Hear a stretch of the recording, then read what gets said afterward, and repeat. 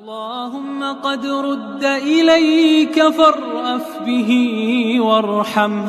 اللهم جاف الأرض عن جنبيه وافتح أبواب السماء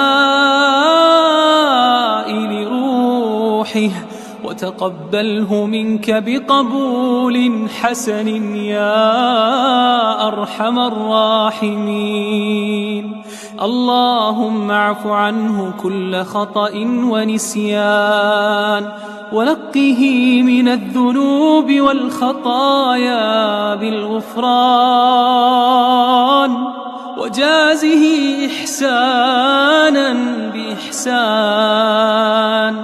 وأعتقه من النيران واحشره مع المتقين الأخيار.